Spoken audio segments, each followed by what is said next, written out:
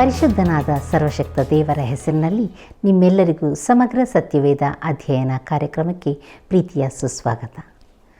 ನಮ್ಮ ಕಳೆದ ಕಾರ್ಯಕ್ರಮದಲ್ಲಿ ತಪ್ಪಿಸಿಕೊಂಡ ಕುರಿಯ ಸಾಮ್ಯ, ಸಭೆಯಲ್ಲಿನ ನಡತೆಗಳು, ಕ್ಷಮಿಸುವುದಕ್ಕೆ ಯೇಸುವಿನ ಹೊಸ ಏರ್ಪಾಡು, ಯೇಸುವು ಯೂದಾಯಕ್ಕೆ ಪುನಃ ಪ್ರವೇಶಿಸಿದ್ದು, ವಿವಾಹ ಹಾಗೂ ವಿಚ್ಛೇದನ ಎಂಬ ಪ್ರಸ್ತಾಪಗಳ ಕುರಿತು ಅಧ್ಯಯನ ಮಾಡಿದೆವು. ತಪ್ಪಿಸಿಕೊಂಡ ಕುರಿಯ ಸಾಮ್ಯವು ಮನುಷ್ಯಕುಮಾರನು ಕೆಟ್ಟು ಹೋಗಿರುವುದನ್ನು ಹುಡುಕಿ ರಕ್ಷಿಸುವುದಕ್ಕೆ ಬಂದನು ಎಂಬುದನ್ನು ಸಾರುತ್ತದೆ. ಸಭೆಯಲ್ಲಿನ ನಡತೆಗಳು ಪರಲೋಕ ರಾಜ್ಯಕ್ಕೆ ತಕ್ಕದ್ದಾಗಿರಬೇಕು ಎಂಬುದು ಪ್ರಮುಖವಾದ ತತ್ವವಾಗಿದೆ. ದೇವರಿಂದ ನಮಗೆ ಕ್ಷಮೆ ಸಿಕ್ಕಿರುವ ಕಾರಣದಿಂದ ನಾವು ಮನಃಪೂರ್ವಕವಾಗಿ ಕ್ಷಮಿಸುವ ಹಂಗಿನಲ್ಲಿದ್ದೇವೆ ಎಂಬುದು ಕ್ರೈಸ್ತತ್ವದ ತಿರುಳಾಗಿದೆ. ಯೇಸುವು ಯೂದಾಯಕ್ಕೆ ಬಂದಾಗ ಆತನ ಹಿಂದೆ ಗುಂಪು ಗುಂಪಾಗಿ ಬಂದವರನ್ನು ಸ್ವಸ್ಥಪಡಿಸಿದನು. ಆದಿಯಲ್ಲಿಯೇ ಸ್ತ್ರೀ ಪುರುಷರನ್ನು ಉಂಟು ಮಾಡಿದ ಅವರನ್ನು ಒಂದೇ ಶರೀರ ಎಂಬುದಾಗಿ ಆತನು ಆಶೀರ್ವದಿಸಿದನು. ಕುಟುಂಬವು ಯಾವಾಗಲೂ ಒಂದಾಗಿರಬೇಕೆಂದು ಆತನು ಬಯಸುತ್ತಾನೆ. ನಮ್ಮ ಹಿತವನ್ನೇ ಬಯಸುವ ದೇವರ ಸ್ವರವನ್ನು ನಮ್ಮ ಇಂದಿನ ಧ್ಯಾನದಲ್ಲಿ ಈಗ ಕೇಳಿಸಿಕೊಳ್ಳೋಣ. ಕರ್ತನಲ್ಲಿ ಪ್ರಿಯರೇ, ಲೋಕರಕ್ಷಕನಾದ ಯೇಸು ಕ್ರಿಸ್ತನ ನಾಮದಲ್ಲಿ ನಿಮ್ಮೆಲ್ಲರಿಗೆ ನನ್ನ ತುಂಬು ಹೃದಯದ ವಂದನೆಗಳು. ಸತ್ಯವೇದ ಅಧ್ಯಯನದಲ್ಲಿ ನಾವು ಕಲಿತಂಥ ಅನೇಕ ಸತ್ಯಗಳನ್ನು ನೆನಪು ಮಾಡಿಕೊಂಡು ನಮ್ಮ ಧ್ಯಾನವನ್ನು ಮುಂದುವರಿಸೋ ಹಾಗೆ ಮತ್ತಾಯನ ಬರೆದ ಸುವಾರ್ತೆ 19ನೇ ಅಧ್ಯಾಯ 10ನೇ ವಚನವನ್ನು ನೋಡೋಣ.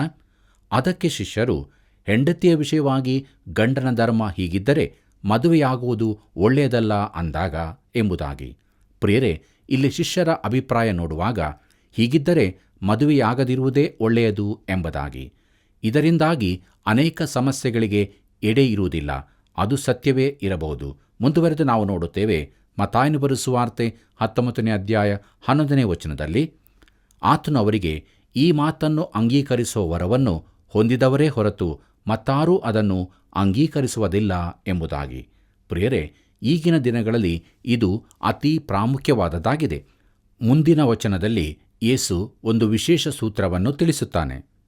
ಮತ್ತಾಯನ ಬರೆದ ಸುವಾರ್ತೆ 19ನೇ ಅಧ್ಯಾಯ 12ನೇ ವಚನವನ್ನು ನೋಡೋಣ.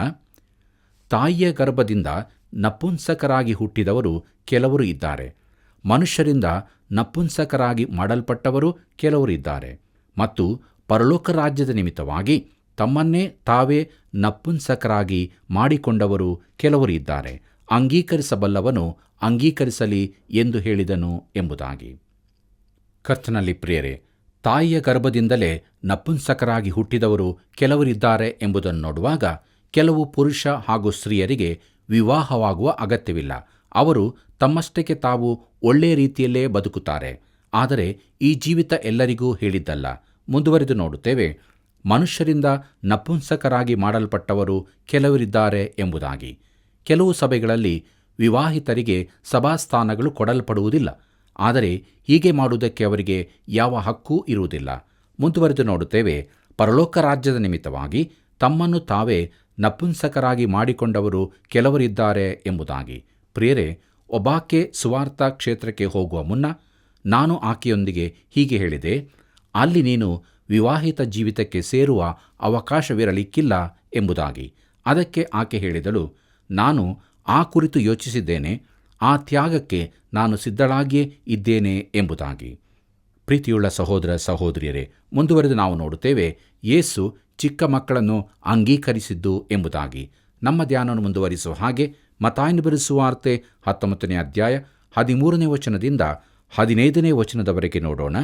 ಅಲ್ಲಿ ಹೀಗೆ ಬರೆಯಲ್ಪಟ್ಟಿದೆ, ಆಗ ಕೆಲವರು ತಮ್ಮ ಚಿಕ್ಕ ಮಕ್ಕಳನ್ನು ಯೇಸುವಿನ ಬಳಿಗೆ ತಂದು ಆತನು ಅವುಗಳ ಮೇಲೆ ಕೈಯಿಟ್ಟು ಪ್ರಾರ್ಥನೆ ಮಾಡಬೇಕೆಂದು ಕೇಳಲು ಶಿಷ್ಯರು ಅವರನ್ನು ಗದರಿಸಿದರು.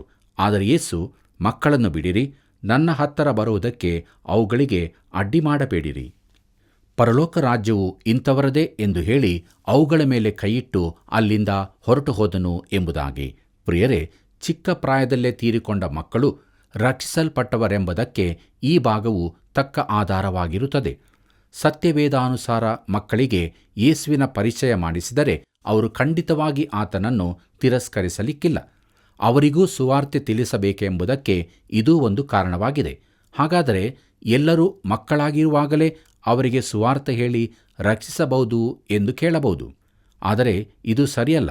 ಯಾಕಂದರೆ ಒಳ್ಳೆಯದು ಕೆಟ್ಟದ್ದನ್ನು ಅವರು ತಿಳಿದುಕೊಳ್ಳುವುದು ಅವರು ಪ್ರಾಯಕ್ಕೆ ಬಂದಾಗ ಮಾತ್ರ. ಮಕ್ಕಳಾಗಿರುವಾಗ ಅವರಿಗೆ ಸುವಾರ್ತೆ ತಲುಪಿಸುವುದರಿಂದ ಅವರು ಪ್ರಾಯಕ್ಕೆ ಬರುವಾಗ ಕ್ರಿಸ್ತನಿಗಾಗಿ ತೀರ್ಮಾನ ಮಾಡಲು ಸುಲಭವಾಗುತ್ತದೆ. ಈ ರೀತಿ ಮಾಡುವುದು ಅತಿ ಅವಶ್ಯವಾಗಿದೆ. ನಿಮ್ಮ ಮಕ್ಕಳು 2, 3, 4 ವರ್ಷದವರು ಆಗಿರುವಾಗಲೇ ಕ್ರಿಸ್ತನಿಗಾಗಿ ತೀರ್ಮಾನ ಮಾಡಿದ್ದರೆಂದು ಹೇಳಿ ಸುಮ್ಮನೆ ಇರಬೇಡಿರಿ. ಪ್ರಿಯರೇ, ಒಬ್ಬರು ಬೋಧಕರ ಮಗಳು 7 ವರ್ಷ ಪ್ರಾಯದಲ್ಲಿ ಕ್ರಿಸ್ತನನ್ನು ಅಂಗೀಕರಿಸಿದ್ದಳು. ಅಲ್ಲಿನ ಮುಂದಕ್ಕೆ ಆಕೆ ಯೇಸುವನ್ನು ರಕ್ಷಕನನ್ನಾಗಿ ಸ್ವೀಕರಿಸಿದ್ದೀಯೋ ಎಂದು ಬೋಧಕರು ಕೇಳಿದಾಗ ಒಮ್ಮೆ ಆಕೆ ಅವರನ್ನು ಕೇಳಿದಳು, ಅಪ್ಪ, ನೀವು ಯಾಕೆ ಈ ಪ್ರಶ್ನೆಯನ್ನು ಕೇಳುತ್ತಾ ಇರುತ್ತೀರಿ ಎಂದು. ಅವರಂದರು, ನಾನು ಅದನ್ನು ಖಂಡಿತ ಮಾಡಿಕೊಳ್ಳುವುದಕ್ಕೆ ಎಂದು. ಪ್ರಿಯರೇ, ಸರಿಯಾದ ತೀರ್ಮಾನವನ್ನು ಅವರು ಯೋಗ್ಯ ಪ್ರಾಯಕ್ಕೆ ಬಂದಾಗ ಮಾತ್ರವೇ ಮಾಡಬಲ್ಲರು.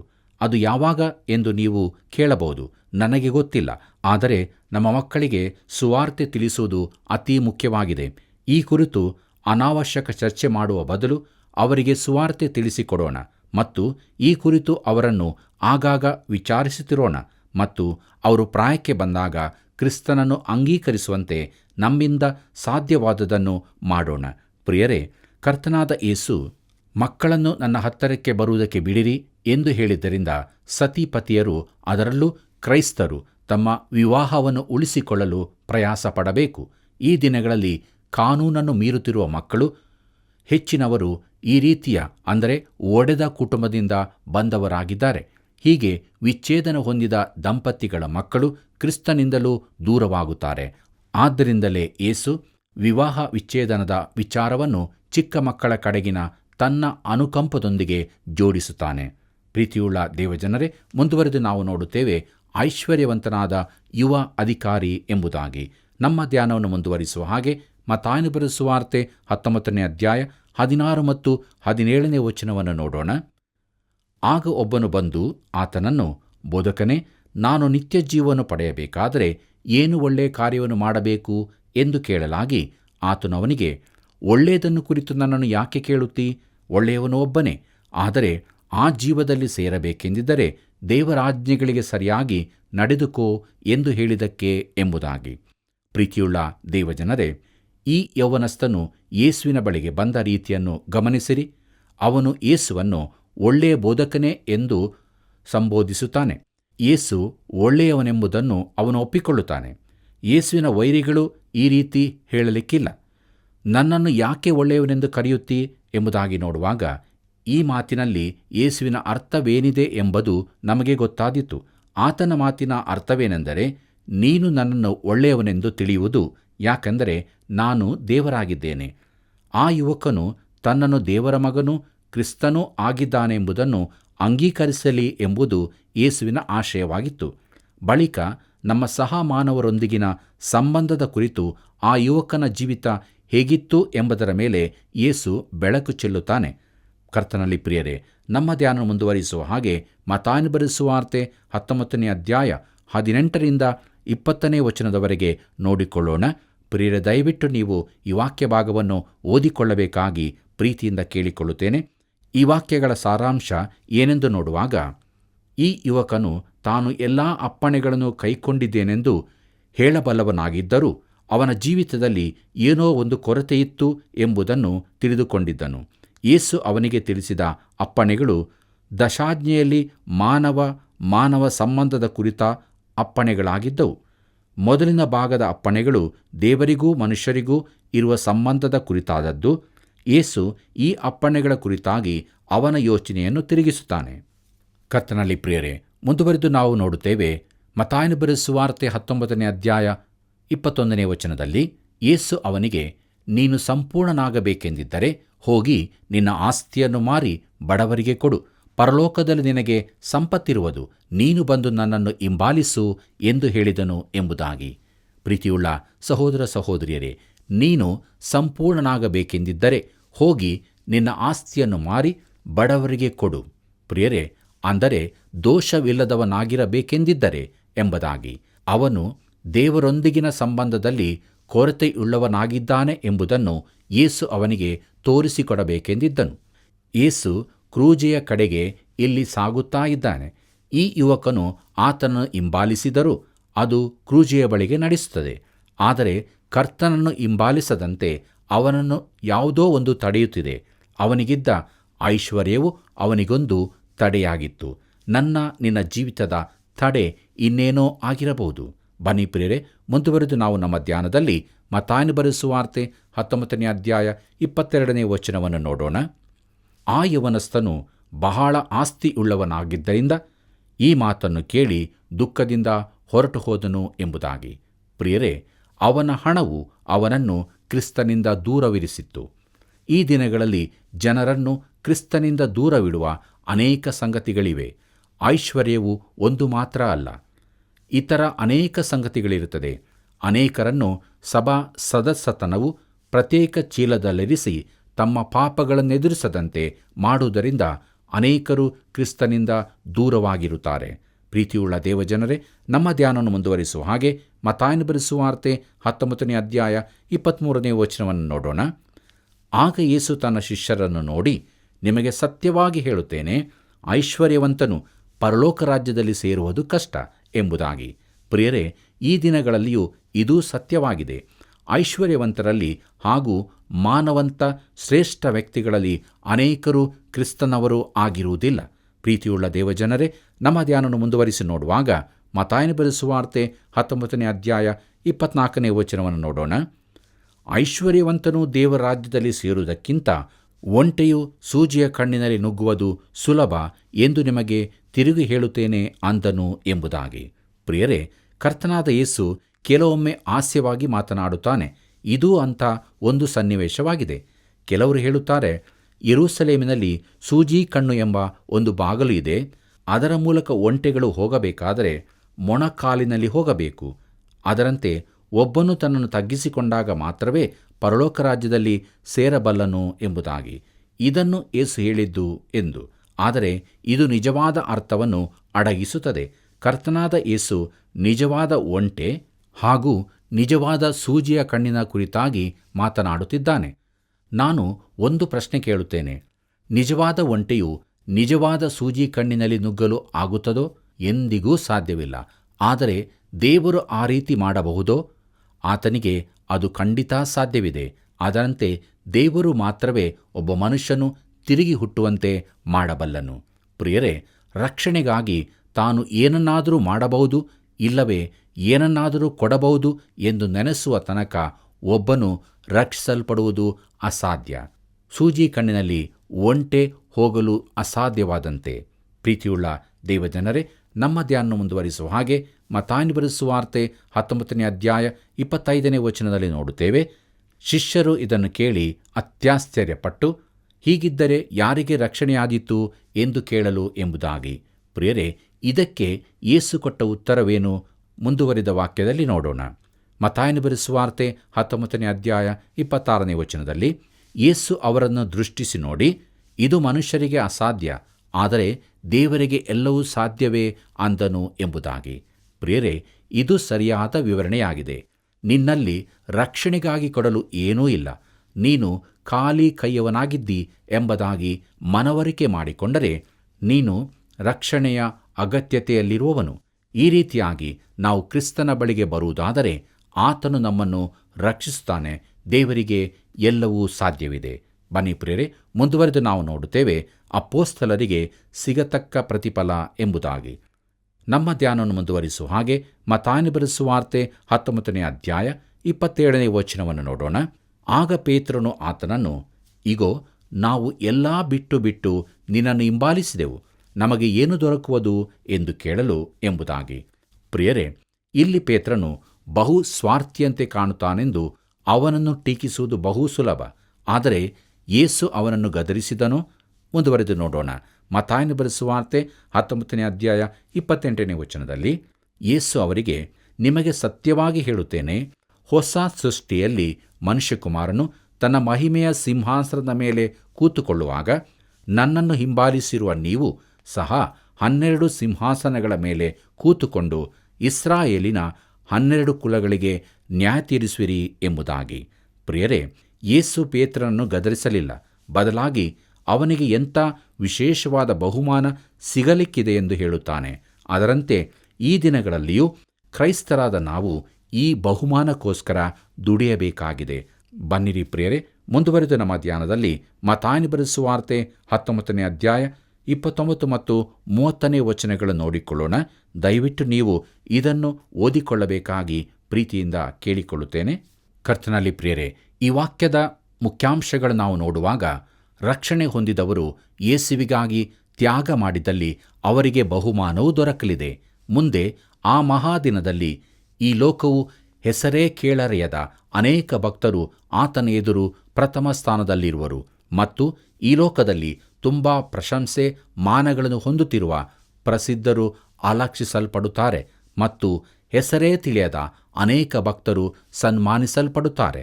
ಇದು ನಮಗೆ ಎಂಥ ಅದ್ಭುತವಾದ ಚಿತ್ರಣವನ್ನು ಕೊಡುತ್ತದಲ್ಲವೇ? ಈ ವಾಕ್ಯದ ಬೆಳಕಿನಲ್ಲಿ ನಮ್ಮ ಜೀವಿತವನ್ನು ಯಾವಾಗಲೂ ನಾವು ಪರೀಕ್ಷಿಸಿಕೊಂಡವರಾಗಿ ದೇವರಿಗೆ ವಿಧೇಯರಾದ ಜೀವಿತವನ್ನು ಜೀವಿಸಬೇಕಾಗಿದೆ. ಪ್ರಿಯರೇ, ದೇವರ ಕೃಪೆಯಿಂದ ಮತ್ತಾಯನು ಬರೆದ ಸುವಾರ್ತೆಯ 19ನೇ ಅಧ್ಯಾಯದ ಧ್ಯಾನವನ್ನು ನಾವು ಮಾಡಿ ಮುಗಿಸಿದೆವು. ದೇವರಿಗೆ ಸ್ತೋತ್ರವಾಗಲಿ. ಬನ್ನಿ ಪ್ರಿಯರೇ, ಮುಂದುವರೆದು ನಾವು ಮತ್ತಾಯನು ಬರೆದ ಸುವಾರ್ತೆಯ 20ನೇ ಅಧ್ಯಾಯದ ಧ್ಯಾನವನ್ನು ಪ್ರಾರಂಭಿಸೋಣ. ಈ ಅಧ್ಯಾಯದ ಮುಖ್ಯ ಪ್ರಸ್ತಾಪಗಳು ಏನೆಂಬುದಾಗಿ ನೋಡುವಾಗ, ದ್ರಾಕ್ಷೆ ತೋಟದ ಕೂಲಿ ಆಳುಗಳ ಸಾಮ್ಯ, ಯೇಸು ತನ್ನ ಮರಣವನ್ನು 4ನೇ ಮತ್ತು 5ನೇ ಸಾರಿ ಮುಂತಿಳಿಸಿದ್ದು, ಯಾಕೋಬ ಯೋಹಾನರ ತಾಯಿ ಅವರಿಗಾಗಿ ಪರಲೋಕದಲ್ಲಿ ಎಡ ಬಲಗಳ ಸ್ಥಾನ ಕೇಳಿಕೊಂಡದ್ದು, ಇಬ್ಬರು ಕುರುಡರಿಗೆ ದೃಷ್ಟಿ ಕೊಟ್ಟದ್ದು, ದ್ರಾಕ್ಷೆ ತೋಟದ ಕೂಲಿ ಆಳುಗಳ ಸಾಮ್ಯದ ಭಾಗ ಇಂದಿನ ಅಧ್ಯಾಯದ ಅಂತ್ಯಭಾಗದಿಂದ ಮುಂದುವರಿದು ಬಂದಿದೆ. ಪ್ರಿಯರೇ, ಮತ್ತಾಯನ ಸುವಾರ್ತೆಯಲ್ಲಿನ ಚಲನೆಯ ಭಾಗಗಳು ಇಲ್ಲಿ ಅಂತ್ಯವಾಗುವಂತೆ ಕಾಣುತ್ತದೆ. ಇಲ್ಲಿಂದ ಮುಂದೆ ಆ ಚಲನೆಯ ವೇಗ ಹೆಚ್ಚಾಗುತ್ತದೆ. ಕರ್ತನು ನೇರವಾಗಿ ಕ್ರೂಜೆಯ ಕಡೆಗೆ ಸಾಗುತ್ತಿದ್ದಾನೆ. ಮಾತ್ರವಲ್ಲದೆ ಈ ಅಧ್ಯಾಯದಲ್ಲಿ ಪರಲೋಕ ರಾಜ್ಯದ ಈಗಿನ ಸ್ಥಿತಿಯ ಕುರಿತಾಗಿ ಇನ್ನೂ ಹೆಚ್ಚಿನ ಬೆಳಕು ಚೆಲ್ಲಲಾಗಿದೆ. ಬಹುಮಾನ ನಿರ್ಧರಿಸಲ್ಪಡುವ ಮಾನದಂಡವನ್ನೂ ಕೂಡ ಇಲ್ಲಿ ಹೇಳಲಾಗಿದೆ. ಬನ್ನಿ ಪ್ರಿಯರೇ, ನಮ್ಮ ಧ್ಯಾನ ಮುಂದುವರಿಸುವ ಹಾಗೆ ಮತ್ತಾಯನ ಬರೆದ ಸುವಾರ್ತೆ 20ನೇ ಅಧ್ಯಾಯ 1ನೇ ವಚನವನ್ನು ನೋಡೋಣ. ಪರಲೋಕ ರಾಜ್ಯವು ಒಬ್ಬ ಮನೆಯ ಯಜಮಾನನಿಗೆ ಹೋಲಿಕೆಯಾಗಿದೆ. ಅವನು ತನ್ನ ದ್ರಾಕ್ಷೆ ತೋಟಕ್ಕೆ ಕೂಲಿ ಆಳುಗಳನ್ನು ಕರೆಯುವುದಕ್ಕೆ ಬೆಳಿಗ್ಗೆ ಹೊರಟನು ಎಂಬುದಾಗಿ. ಪ್ರಿಯರೇ, ಈ ಸಾಮ್ಯವು ಇಂದಿನ ಅಧ್ಯಾಯಕ್ಕೆ ಹೊಂದಿಕೊಂಡಂತೆ ಇದೆ. ಮತ್ತಾಯನ ಬರೆದ ಸುವಾರ್ತೆ 19ನೇ ಅಧ್ಯಾಯ 30ನೇ ವಚನದಲ್ಲಿ ಬರೆದದೆ, ಆದರೆ ಬಹು ಮಂದಿ ಮೊದಲಿನವರು ಕಡೆಯವರಾಗುವರು, ಕಡೆಯವರು ಮೊದಲಿನವರಾಗುವರು ಎಂಬುದಾಗಿ. 20ನೇ ಅಧ್ಯಾಯದ 16ನೇ ವಚನದಲ್ಲಿ ಈ ಪ್ರಕಾರ ಕಡೆಯವರು ಮೊದಲಿನವರಾಗುವರು, ಮೊದಲಿನವರು ಕಡೆಯವರಾಗುವರು ಎಂಬುದಾಗಿ ನೋಡುತ್ತೇವೆ. ಹೀಗೆ ಈ ಸಾಮ್ಯದ ಆರಂಭದಲ್ಲೂ ಕೊನೆಯಲ್ಲೂ ಮೊದಲಿನವರು ಕಡೆಯವರಾಗುವ, ಕಡೆಯವರು ಮೊದಲಿನವರಾಗುವ ಕುರಿತು ಹೇಳಲ್ಪಟ್ಟಿದೆ. ಪ್ರೀತಿಯುಳ್ಳ ದೇವಜನರೇ, ಮುಂದುವರೆದ ನಮ್ಮ ಧ್ಯಾನದಲ್ಲಿ ಮತ್ತಾಯನ ಬರೆದ ಸುವಾರ್ತೆ 20ನೇ ಅಧ್ಯಾಯ 2ನೇ ವಚನದಿಂದ 5ನೇ ವಚನದವರೆಗೆ ನೋಡೋಣ. ಅಲ್ಲಿ ಹೀಗೆ ಬರೆಯಲ್ಪಟ್ಟಿದೆ, ಆಳಿಗೆ ದಿನಕ್ಕೆ 1 ಪಾವಲಿಯಂತೆ ಕೂಲಿ ಗೊತ್ತು ಮಾಡಿ ಅವರನ್ನು ದ್ರಾಕ್ಷೆ ತೋಟಕ್ಕೆ ಕಳಿಸಿದನು. ತರುವಾಯ ಹೆಚ್ಚು ಕಡಿಮೆ 9 ಗಂಟೆಗೆ ಹೋಗಿ ಪೇಟೆಯಲ್ಲಿ ಸುಮ್ಮನೆ ನಿಂತಿದ್ದ ಇನ್ನೂ ಕೆಲವರನ್ನು ಕಂಡು, ನೀವು ಸಹ ನನ್ನ ದ್ರಾಕ್ಷೆ ತೋಟಕ್ಕೆ ಹೋಗಿರಿ, ನಿಮಗೆ ಸರಿಯಾದ ಕೂಲಿಯನ್ನು ಕೊಡುತ್ತೇನೆ ಅನ್ನಲು ಅವರೂ ತೋಟಕ್ಕೆ ಹೋದರು ಎಂಬುದಾಗಿ. ಪ್ರೀತಿಯುಳ್ಳ ದೇವಜನರೇ, ಅವನು ತಿರುಗಿ ಹೆಚ್ಚು ಕಡಿಮೆ 12 ಗಂಟೆಗೆ ಮತ್ತು 3 ಗಂಟೆಗೆ ಹೋಗಿ ಅದೇ ಪ್ರಕಾರ ಮಾಡಿದನು. ಕರ್ತನಲ್ಲಿ ಪ್ರೀತಿಯುಳ್ಳ ದೇವಜನರೇ, ಮುಂದುವರೆದು ನಾವು ಮತ್ತಾಯನ ಬರೆದ ಸುವಾರ್ತೆ 20ನೇ ಅಧ್ಯಾಯ 6ನೇ ವಚನದಿಂದ 15ನೇ ವಚನದವರೆಗೆ ನೋಡೋಣ. ದಯವಿಟ್ಟು ಸಮಯದ ಅಭಾವವಿರುವುದರಿಂದ ನೀವು ಈ ವಾಕ್ಯ ಭಾಗಗಳನ್ನು ಓದಿಕೊಳ್ಳಬೇಕಾಗಿ ಪ್ರೀತಿಯಿಂದ ಕೇಳಿಕೊಳ್ಳುತ್ತೇನೆ. ಈ ವಾಕ್ಯಗಳ ಮುಖ್ಯಾಂಶಗಳನ್ನು ನೋಡುವಾಗ, ಈ ವಿಶೇಷವಾದ ಸಾಮ್ಯವು ಒಂದು ಪ್ರಾಮುಖ್ಯವಾದ ಸತ್ಯವನ್ನು ಸ್ಪಷ್ಟಪಡಿಸುತ್ತದೆ. ನಿನ್ನ ಸ್ಥಾನ ಮಹತ್ವಗಳಿಗಾಗಲಿ ಸೇವೆಯಲ್ಲಿ ಕಳೆದ ಸಮಯವಾಗಲಿ ಬಹುಮಾನವನ್ನು ನಿರ್ಧರಿಸುವುದಿಲ್ಲ. ಆದರೆ ದೇವರು ನಿನಗೆ ಕೊಟ್ಟ ಕಾರ್ಯದಲ್ಲಿ ನೀನು ತೋರಿಸಿದ ನಂಬಿಗಸ್ತಿಕೆಯೂ ಮುಖ್ಯವಾದದ್ದು. ಈ ಕಾರ್ಯ ಎಷ್ಟೇ ಚಿಕ್ಕದಿರಲಿ, ದೊಡ್ಡದಿರಲಿ, ಇಲ್ಲವೇ ಲಕ್ಷ್ಯಕ್ಕೆ ಬಾರದ್ದಾಗಿರಲಿ, ಅದು ಮುಖ್ಯವಲ್ಲ. ನಾವು ಹೇಗೆ ನಂಬಿಗಸ್ತಿಕೆಯಿಂದ ನಿರ್ವಹಿಸಿದ್ದೇವೆ ಎಂಬುದೇ ಮುಖ್ಯವಾಗಿದೆ. ಪ್ರಿಯರೇ, ಮುಂದುವರೆದು ನಾವು ನೋಡುತ್ತೇವೆ. ಮತ್ತಾಯನ ಬರೆದ ಸುವಾರ್ತೆ 20ನೇ ಅಧ್ಯಾಯ 17ನೇ ವಚನದಲ್ಲಿ, ಯೇಸು ಯೆರೂಸಲೇಮಿಗೆ ಹೋಗುತ್ತಿರುವಾಗ 12 ಮಂದಿ ಶಿಷ್ಯರನ್ನು ಒತ್ತಟ್ಟಿಗೆ ಕರೆದುಕೊಂಡು ದಾರಿಯಲ್ಲಿ ಅವರಿಗೆ ಎಂಬುದಾಗಿ. ಪ್ರಿಯರೇ, ಈ ಭಾಗದಲ್ಲಿನ ದೈಹಿಕ ಹಾಗೂ ಭೌಗೋಳಿಕ ಚಲನೆಯನ್ನು ಗಮನಿಸಿರಿ. ಯೇಸು ಹಾಗೂ ಆತನ ಶಿಷ್ಯರು ಯೋರ್ದಾನಿನ ಕಣಿವೆ ಭಾಗದಿಂದ ಮೇಲಕ್ಕೆ ಯೆರೂಸಲೇಮಿನ ಕಡೆಗೆ ಸಾಗುತ್ತಿದ್ದಾರೆ. ಅಲ್ಲಿ ಆತನು ಕ್ರೂಜೆಯ ಮರಣವನ್ನು ಹೊಂದಲಿಕ್ಕಿದ್ದಾನೆ. ಪ್ರಿಯರೇ, ಮುಂದುವರೆದು ನಾವು ಮತ್ತಾಯನ ಬರೆದ ಸುವಾರ್ತೆ 20ನೇ ಅಧ್ಯಾಯ 18 ಮತ್ತು 19ನೇ ವಚನಗಳನ್ನು ನೋಡಿಕೊಳ್ಳೋಣ. ದಯವಿಟ್ಟು ಇದನ್ನು ಕೂಡ ನೀವು ಓದಿಕೊಳ್ಳಬೇಕಾಗಿ ಪ್ರೀತಿಯಿಂದ ಕೇಳಿಕೊಳ್ಳುತ್ತೇನೆ. ಪ್ರಿಯರೇ, ಈ ವಾಕ್ಯ ಭಾಗಗಳ ಮುಖ್ಯಾಂಶಗಳನ್ನು ನೋಡುವಾಗ ಕರ್ತನಾದ ಯೇಸು ಈ ಕುರಿತು ಇದಕ್ಕಿಂತ ಸ್ಪಷ್ಟವಾಗಿ ಹೇಳಲು ಸಾಧ್ಯವಿಲ್ಲ. ತನಗೆ ಏನು ಸಂಭವಿಸಲಿಕ್ಕೆ ಇದೆ ಎಂಬುದಾಗಿ ಇಲ್ಲಿ ವಿವರವಾಗಿ ತನ್ನ ಶಿಷ್ಯರಿಗೆ 4ನೇ ಬಾರಿ ತಿಳಿಸುತ್ತಿದ್ದಾನೆ. ಆದರೆ ಏಕೋ ಶಿಷ್ಯರು ಇದನ್ನು ಸರಿಯಾಗಿ ಗ್ರಹಿಸಲಿಲ್ಲ. ಆದರೆ ನಾವು ಈ ಭಾಗವನ್ನು ಓದುವಾಗ ಯೇಸು ಯೆರೂಸಲೇಮಿಗೆ ಸಾಯಲಿಕ್ಕಾಗಿಯೇ ಹೋಗುತ್ತಿದ್ದಾನೆಂಬುದು ಸ್ಪಷ್ಟವಾಗಿ ತಿಳಿಯುತ್ತದೆ. ಈ ವಿಚಾರದ ವಿಶೇಷತೆಯನ್ನು ನಾವು ಗ್ರಹಿಸಲು ಯತ್ನಿಸೋಣ. ಆತನು ನನಗಾಗಿ ನಿನಗಾಗಿ ಪ್ರಾಣ ಕೊಡಲಿಕ್ಕೆಂದೇ ಅಲ್ಲಿಗೆ ಹೋಗಿದ್ದಾನೆ. ನಾವು ಇದನ್ನು ಧ್ಯಾನಿಸಬೇಕಾಗಿದೆ. ಪ್ರಿಯರೇ, ಯೇಸುವಿನ ಶಿಷ್ಯರಿಗೆ ಇದು ನಂಬಲು ಅಸಾಧ್ಯವಾದದ್ದಾಗಿತ್ತು. ಮುಂದುವರೆದು ನಾವು ನೋಡುತ್ತೇವೆ ಮತ್ತಾಯನ ಬರೆದ ಸುವಾರ್ತೆ 20ನೇ ಅಧ್ಯಾಯ 20ನೇ ವಚನದಲ್ಲಿ, ಆಗ ಜೆಬೆದಾಯನ ಮಕ್ಕಳ ತಾಯಿ ಆತನಿಂದ ಏನೋ ಒಂದು ಬೇಡಿಕೊಳ್ಳಬೇಕೆಂದು ತನ್ನ ಮಕ್ಕಳನ್ನು ಕರಕೊಂಡು ಬಂದು ಆತನಿಗೆ ಅಡ್ಡಬಿದ್ದಳು ಎಂಬುದಾಗಿ. ಪ್ರಿಯರೇ, ನಮ್ಮಲ್ಲೂ ಅನೇಕರು ನಮ್ಮ ಬೇಡಿಕೆಗಳಿಗಾಗಿ ಆತನನ್ನು ಆರಾಧಿಸುವರಾಗಿದ್ದೇವೆ. ಮುಂದುವರೆದು ನಾವು ನೋಡುತ್ತೇವೆ ಮತ್ತಾಯನ ಬರೆದ ಸುವಾರ್ತೆ 20ನೇ ಅಧ್ಯಾಯ 21ನೇ ವಚನದಲ್ಲಿ, ಆತನು ಆಕೆಯನ್ನು ನಿನಗೇನು ಬೇಕಮ್ಮ ಎಂದು ಕೇಳಲು ಆಕೆ, ನಿನ್ನ ರಾಜ್ಯದಲ್ಲಿ ನನ್ನ ಈ 2 ಮಕ್ಕಳಲ್ಲಿ ಒಬ್ಬನು ನಿನ್ನ ಬಲಗಡೆಯಲ್ಲೂ ಮತ್ತೊಬ್ಬನು ಎಡಗಡೆಯಲ್ಲೂ ಕೂತುಕೊಳ್ಳುವುದಕ್ಕೆ ಅಪ್ಪಣೆಯಾಗಬೇಕು ಅಂದಳು ಎಂಬುದಾಗಿ. ಪ್ರಿಯರೇ, ತನ್ನ ಮಕ್ಕಳ ಹಿತವನ್ನು ಬಯಸುವ ತಾಯಿಯಿಂದ ಇಂಥ ಬೇಡಿಕೆ ಬರುವುದು ಬೇರೆ ಸಮಯಗಳಲ್ಲಾದರೆ ಅದು ವಿಶೇಷವಾದದ್ದಾಗಿ ಕಾಣಲಿಕ್ಕಿಲ್ಲ. ಆದರೆ ಈ ಸಂದರ್ಭದಲ್ಲಿ ಪರಿಸ್ಥಿತಿಯ ಅರಿವು ಆಕೆಗಾಗಲಿಲ್ಲ. ಅಲ್ಲಿ ಏನು ನಡೆಯುತ್ತದೆ ಎಂಬುದನ್ನು ಆಕೆ ಗ್ರಹಿಸಿಕೊಳ್ಳಲಿಲ್ಲ. ಯೇಸು ಆಕೆಗೆ ಉತ್ತರ ಕೊಡುವುದನ್ನು ನೋಡೋಣ. ಪ್ರಿಯರೇ, ಮತ್ತಾಯನ ಬರೆದ ಸುವಾರ್ತೆ 20ನೇ ಅಧ್ಯಾಯ 22 ಮತ್ತು 23ನೇ ವಚನದಲ್ಲಿ ಈ ಉತ್ತರವು ಬರೆಯಲ್ಪಟ್ಟಿದೆ. ಈ 2 ವಚನಗಳಲ್ಲಿನ ಅರ್ಥ ಸ್ಪಷ್ಟವಾಗಿ ತಿಳಿಯುತ್ತದೆ. ಈ ವಿಚಾರ ಈ ದಿನಗಳಲ್ಲಿನ ಕ್ರೈಸ್ತರಿಗೆ ಅತೀ ಪ್ರಾಮುಖ್ಯವಾದದ್ದರಿಂದ ಅದನ್ನು ತಿಳಿಯದಿರಬೇಡಿರಿ. ತನ್ನ ಎಡ ಬಲಗಡೆಯಲ್ಲಿ ಸ್ಥಾನವಿಲ್ಲವೆಂದು ಯೇಸು ಹೇಳುತ್ತಿಲ್ಲ. ಆದರೆ ಆ ಸ್ಥಾನಗಳನ್ನು ನನಗೆ ಇಷ್ಟ ಬಂದವರಿಗೆ ಬೇಕಾದಂತೆ ಕೊಡಲು ಸಾಧ್ಯವಿಲ್ಲವೆಂದು ಹೇಳುತ್ತಿದ್ದಾನೆ. ಅದು ಯಾರಿಗಾಗಿ ಸಿದ್ಧವಾಗಿದೆಯೋ ಅವರಿಗೆ ಕೊಡಲ್ಪಡುತ್ತದೆ. ಕರ್ತನಲ್ಲಿ ಪ್ರಿಯರೇ, ನಾವು ನಮಗೋಸ್ಕರ ಎಂಥ ಸ್ಥಳವನ್ನು ಸಿದ್ಧಪಡಿಸುತ್ತಾ ಇದ್ದೇವೆ. ನಮಗೆ ಪರಲೋಕದಲ್ಲಿ ಸಿಗಬಹುದಾದ ಒಂದು ಸ್ಥಳಕ್ಕಾಗಿ ನಾವು ಕೆಲಸ ಮಾಡಬೇಕಾಗಿದೆ. ಪ್ರಿಯರೇ, ರಕ್ಷಣೆಯು ಉಚಿತಾರ್ಥ ವರವಾಗಿದೆ ಎಂದು ನಾವು ತಿಳಿದುಕೊಳ್ಳಬೇಕು. ಆದರೆ ಬಹುಮಾನ ಪಡೆಯಬೇಕಾದರೆ ಈ ಲೋಕದಲ್ಲಿ ನಾವು ನಮ್ಮ ಓಟವನ್ನು ಓಡಲೇಬೇಕಾಗಿದೆ. ಪ್ರೀತಿಯುಳ್ಳ ದೇವಜನರೇ, ನಮ್ಮ ಕಾರ್ಯಕ್ರಮದ ಅಂತ್ಯಭಾಗಕ್ಕೆ ನಾವು ಬಂದಿರುವಾಗ ಮತ್ತಾಯನ ಬರೆದ ಸುವಾರ್ತೆ 20ನೇ ಅಧ್ಯಾಯ 24ನೇ ವಚನದಿಂದ 27ನೇ ವಚನವನ್ನು ಓದಿಕೊಳ್ಳೋಣ. ಉಳಿದ 10 ಮಂದಿ ಶಿಷ್ಯರು ಇದನ್ನು ಕೇಳಿ ಆ 2 ಅಣ್ಣ ತಮ್ಮಂದಿರ ಮೇಲೆ ಸಿಟ್ಟುಗೊಂಡರು. ಆದರೆ ಯೇಸು ಅವರನ್ನು ಹತ್ತರಕ್ಕೆ ಕರೆದು ಅವರಿಗೆ, ಜನಗಳನ್ನು ಆಳುವವರು ಅವರ ಮೇಲೆ ಅಹಂಕಾರದಿಂದ ದೊರೆತನ ಮಾಡುತ್ತಾರೆ ಮತ್ತು ದೊಡ್ಡವರು ಬಲಾತ್ಕಾರದಿಂದ ಅಧಿಕಾರ ನಡೆಸುತ್ತಾರೆ ಎಂದು ನೀವು ಬಲ್ಲಿರಷ್ಟೇ. ನಿಮ್ಮಲ್ಲಿ ಹಾಗಿರಬಾರದು. ಆದರೆ ನಿಮ್ಮಲ್ಲಿ ದೊಡ್ಡವನಾಗಬೇಕೆಂದಿರುವವನು ನಿಮ್ಮ ಸೇವಕನಾಗಿರಬೇಕು. ನಿಮ್ಮಲ್ಲಿ ಮೊದಲನೆಯವನಾಗಬೇಕೆಂದಿರುವವನು ನಿಮ್ಮ ಆಳಾಗಿರಬೇಕು ಎಂಬುದಾಗಿ. ಪ್ರಿಯರೇ, 10 ಮಂದಿ ಶಿಷ್ಯರಿಗೆ ಯಾಕೆ ಸಿಟ್ಟು ಬಂತು? ಯಾಕಂದರೆ ಆ ಎಡಬಲ ಸ್ಥಾನಗಳ ಮೇಲೆ ಅವರಿಗೂ ಕಣ್ಣಿತ್ತು. ಸೇವೆ ಹಾಗೂ ಪ್ರಸಿದ್ಧಿ ಗಳಿಸುವುದಕ್ಕೆ ಇದು ಒಂದು ಹೊಸ ನಿಯಮವಾಗಿದೆ. ಕ್ರೈಸ್ತ ಸೇವೆಯಲ್ಲಿರುವವರು ಇದನ್ನು ಚೆನ್ನಾಗಿ ತಿಳಿದಿರತಕ್ಕದ್ದು. ಪ್ರಿಯ ಸ್ನೇಹಿತರೆ, ನೀವು ಕರ್ತನಿಗಾಗಿ ಹಾಡಬೇಕೆಂದಿದ್ದರೆ ಇತರ ಹಾಡುಗಾರರನ್ನು ಬದಿಗೊತ್ತಬೇಡಿರಿ. ನೀವು ಸುವಾರ್ತೆಯ ಪ್ರಸಂಗಿಯಾಗಿರುವುದಾದರೆ ಇತರ ಸೇವಕರನ್ನು ಅವಗಣಿಸಬೇಡಿರಿ. ಸಭೆಯಲ್ಲಿ ಯಾವ ಸ್ಥಾನವನ್ನಾದರೂ ಹೊಂದಿದ್ದರೆ ಇತರರನ್ನು ದೂಡಿ ಮೇಲಕ್ಕೆ ಬರಬೇಡಿರಿ. ತನ್ನ ಸೇವೆ ಮಾಡಲು ಹಾಗೂ ಹೆಚ್ಚಿನವನಾಗಲು ಎಲ್ಲರಿಗಿಂತ ಕೆಳಗಿನ ಸ್ಥಾನದಲ್ಲಿರುವುದೇ ಸರಿಯಾದ ಮಾರ್ಗವೆಂದು ಯೇಸು ತಿಳಿಸಿರುತ್ತಾನೆ.